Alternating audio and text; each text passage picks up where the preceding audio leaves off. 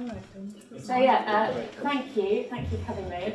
I'm Rosie, I'm Managing Director of Cook. It's a business that was founded 20 years ago, and we make really delicious, amazing ready meals. And we do it by cooking like you would at home, using the same techniques and ingredients that you use at home, and our chef's name is on the label. We've got about 900 people on the team now, and we're growing fast. And it's a really diverse bunch. So we've got retail, we've got office, we've got logistics, we've got chefs, we've got food manufacturing. So it's a really kind of interesting mix from a cultural point of view. And I stand here with kind of some humility because while we've come a long way on our journey, I'm aware that we are only journeymen on this journey and we have a long way to go. We are far from perfect, and I know, I definitely feel in this space, humility is wise, particularly if it's going online. So we're here about kind of what makes us happy. And I thought, well, I'll just start a little bit about me and what makes me happy. I am, I've gone too far.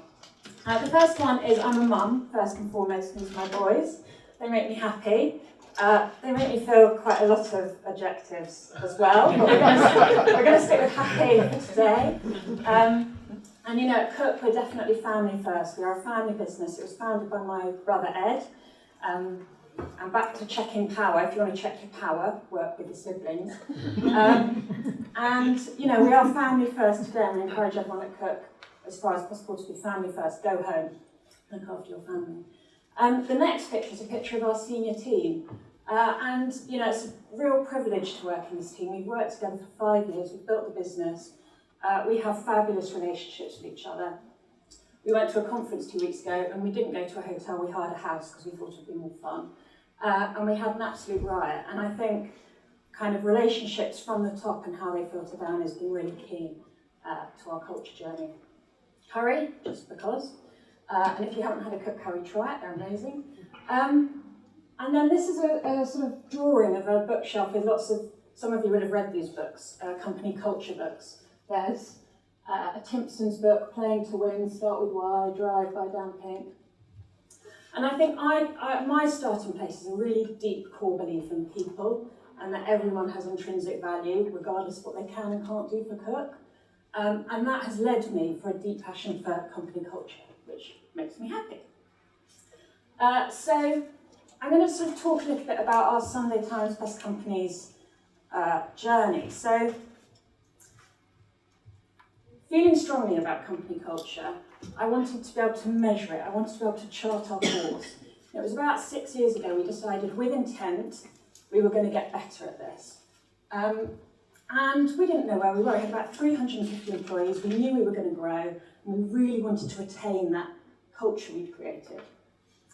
And we were out of the recession, and we were all a bit skint, frankly. And I looked at how I could do an employee survey, and we did this one because it was the cheapest. So for £1,000, we could survey everybody and get some really great data from a really great framework that I bought into. I don't think any of it is perfect, but it's been a great tool for us. And we thought we were pretty good, and we did it 6 years ago, and we were miles out. We were rubbish. But what a great wake-up call, and what a great time to have that wake-up call, because we just weren't as good as we thought we were. And I will never now say we have a great culture unless I've got the data to prove it. And I think that's a really important thing. So it gave us a starting point. We've been working at it ever since. We're now the highest placed manufacturer, third highest retailer, but I'm on it. So yeah, it's been like one hell of a journey, and I'm just going to share some things about that. This is the photo, I think, when we got into the top 100 for the first time. It was 89th place. Never has 89th been celebrated with quite so much gusto, but yeah, it was good fun.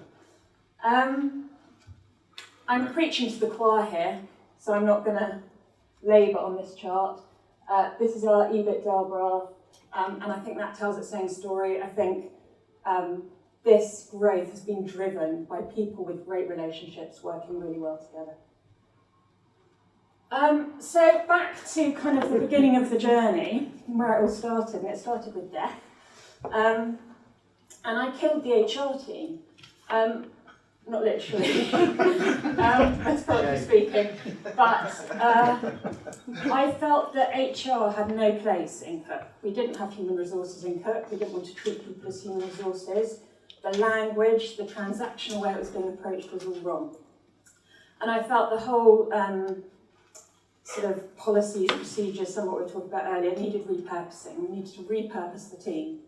And so we did that and we created the people team. And the primary purpose of the people team was to care for people, with the logic that care for people and they will care for our business in turn. So the people team was born.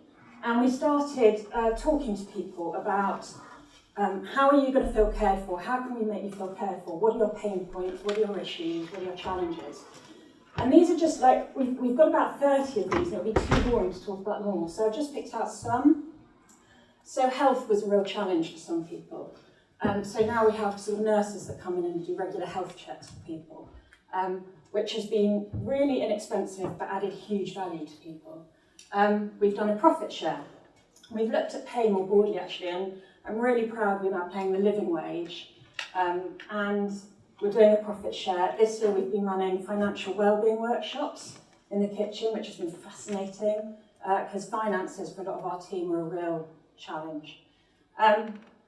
Career counselling we started, lots of people wanting to grow, not knowing how. We set up a service. Interestingly, in Sittingbourne, everyone took their birthday off as holiday. Now, they don't get a huge amount of holiday, and so we just said, well, why don't we just give everyone their birthday off? Why are they using their precious holiday days on a Wednesday? So we let everyone have their birthday off. Again, inexpensive, high impact, cool thing to do. We have a hardship fund. Again, this feeds into the finance piece. You know, give you an example of that. Gina called me last week and needed to pay an unexpected vet's bill, which wasn't insignificant. And somehow she had to find the money, or else obviously the consequences weren't going to be great. And that's what the hardship fund is for. A lot of the people that work for us are retail manufacturing. There aren't big savings, there aren't big pots to fall back on. The hardship fund helps people out. And volunteering. So we give everyone 5 community days volunteering. Again, self-selection, I have no idea. We tend to recruit people who are quite community-minded, and they want to do more. And actually, one of the ways we can have an impact as a company is helping people do more by giving them time. So those are just some of the sort of ways I think we set the foundation and repurpose the people team. We're going to care for people, and we showed some intent by hitting some of these pain points. And then there are 3 things, I think, that really have kind of propelled us in the last 5 years. The first of which is our values, which we call our essential ingredients. And there are 5, and we feed them into everything. We're quite obsessed. They're in our recruitment, they're in performance management. They run right the way through leadership training, everything. And there are 5 things, and I'm not going to go through them in too much detail. Now there's some leaflets here if anyone wants them. But each of these things, I'll point them out. So care is eggs. Care is about, it takes effort. Quality takes effort, not money. And it's about taking care of what we do. Be part of the family is about we all have different roles, responsibilities. It's a team working thing. Be remarkable is we all have the potential to do a remarkable job. Doesn't matter if you're sweeping the floor or running the company. And that's, I guess, a performance one. Have fun, obviously. And then we have Churchill's pig, which is about a dog looks up to a man, a cat looks down on a man, and a pig looks a man in the eye and sees as equal. And it's this idea at Cook, regardless of managers, not managers, leadership, we're all equal. We need to look each other in the eye as equals. We have a few things that go on. We've got a pig that everyone can put feedback in for leadership on and things like that. For me, it's really critical because the danger of without Churchill's pig is we create a happy cult, and I'm really cautious and scared of that because then it becomes a form of control, like you've got to be happy here. And so we've done quite a lot of work about we all have bad days, and we acknowledge those bad days, and it's okay to have bad days. And Churchill's pig has been key to that. So it's just some ways that we bring our essential ingredients to life to give you kind of a picture. This you can't see. We don't do individual performance reviews, but that's a whole separate talk, and I can bang on about that for some time. But this is team performance. So teams in the kitchen will set their own goals. And here they're setting their goals around values, which value they think as a team they're best at, what they have to work on. Their relationships with other teams they talk about, how they're rating their performance, what makes them happy at work. They set their own business goals. But that's kind of how values feed right back in, and all our shops will fill out. They're called a team selfie as well. This is a kitchen one, but there's a retail version as well. So it's about ownership, setting your own goals, not coming from on high. These are cookies, and with all our new starters, we put all our essential ingredients together and we make cookies, and we talk about our values. So when you first come in to cook, you make cookies, and people look at us, and they're coming in quite senior appointments, and like, we're going to make cookies today. Not really. But by the end of it, actually, there's a really productive, rich conversation about why they're important. So those are our cookies. This is Ed, my brother, who founded Cook. This was as I was putting this together and thinking about it, I cut and pasted it. And he uses the language of values all the time. So remarkable is a key value, and this was just how he was going to start a board report. But it was just a little example of how leadership is using it in language. Without leadership caring about the values, you're stuffed. We tell stories. So we do a lot of storytelling internally about what values mean. And if anyone's got 4 minutes when they get home, go onto our website and have a look at Red and Craig's story. It's a really beautiful story of forgiveness. Red, we employ quite a lot of people with barriers to employment, and Red has formerly homeless and been in prison, and he's come to work for us.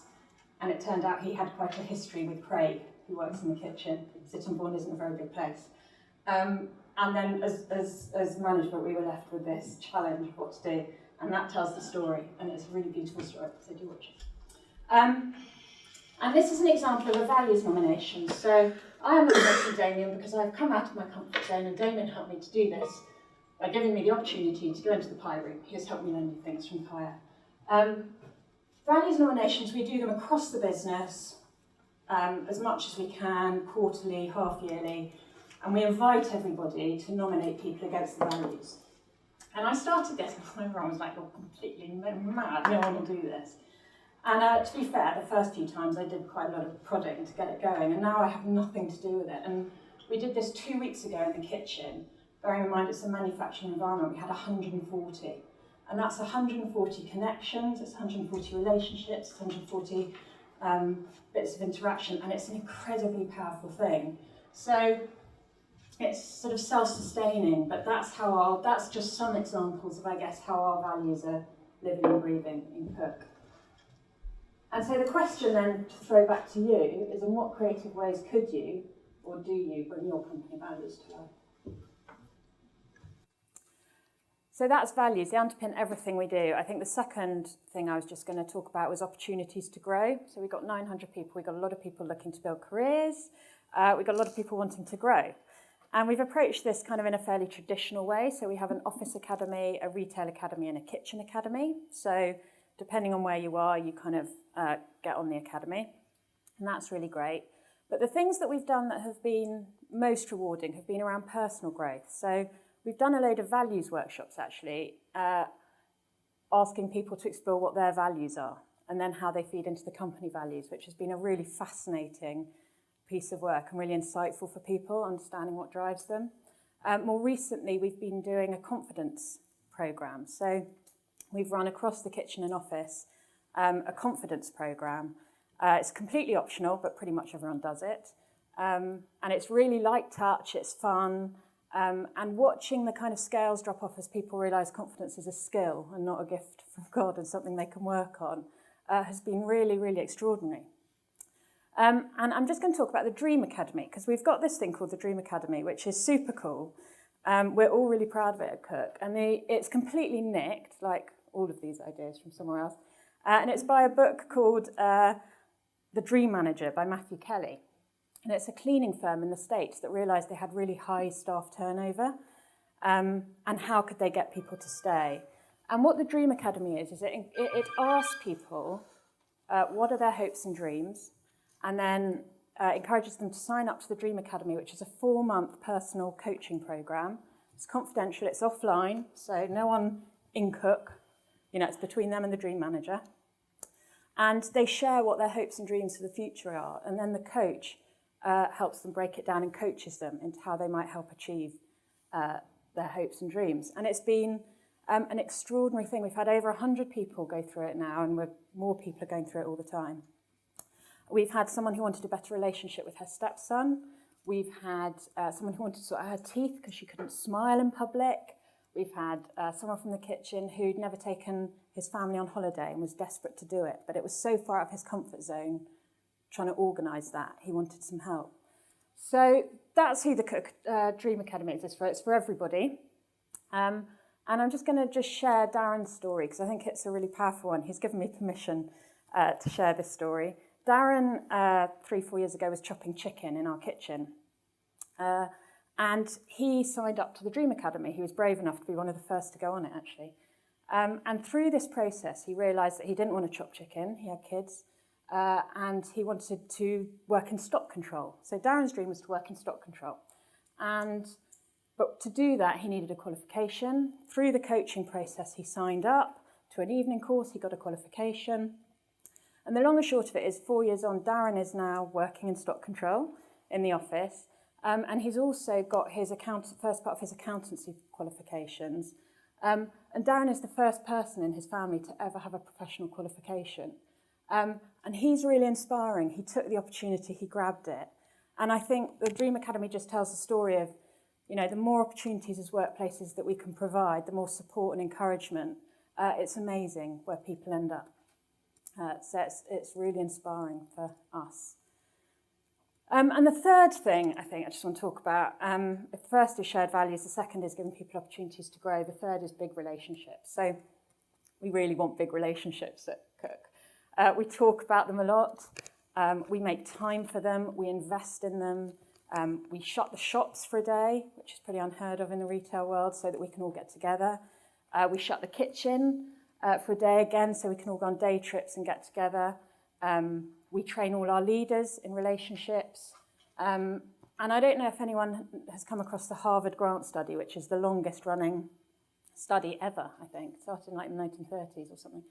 And it's about human happiness. And their findings are that the quality of your relationships, the better your relationships, the happier you are.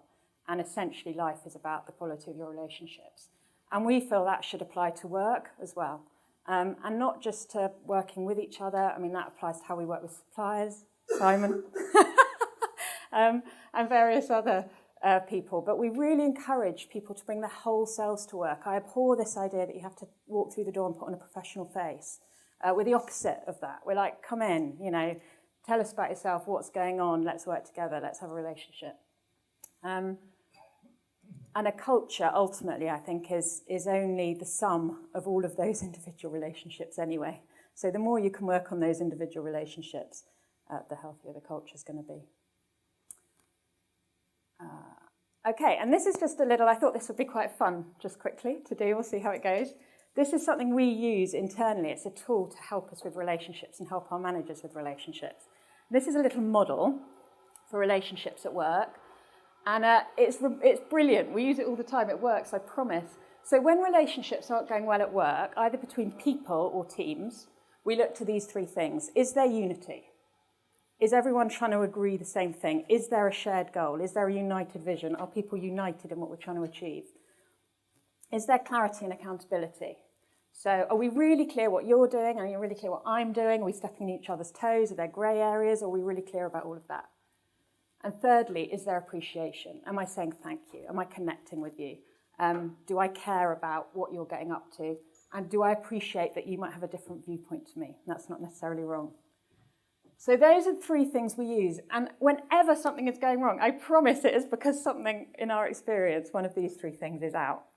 And I'm just going to give you a little example. We have two teams that work incredibly closely to bring a product into our shops. One is the commercial team, the MPD team. They design the recipes, they know what will sell, they price it. The next is our kitchen team, who then have to turn this sort of 12 concept into mass production and make it work with the quality the same. And we were really struggling with getting these teams to work well together. We were thinking, they really appreciate each other, they really like each other, there's no problem there, the relationships are good. Clarity and accountability, everyone knows what everyone's doing. And actually in that instance what happened was there wasn't unity because the kitchen team were focused on margin and the commercial team were focused on brilliant product to the customer. And actually it was only when we restructured it and we made everybody aware for both of those KPIs that we sorted it out and finally we had unity. But we really dug down at what's going on. So I just want to throw that back to you. And I want you to think of a relationship at work, probably best at work for now. Does work for marriage too, by the way. At work that isn't perhaps going as well as you'd like it to. And just have a moment to reflect with the person sitting next to you where you think, you see if there's any insight from perhaps is one of these things missing in that relationship that is causing it to go off track. So just have a couple of minutes thinking about that and sharing with a partner.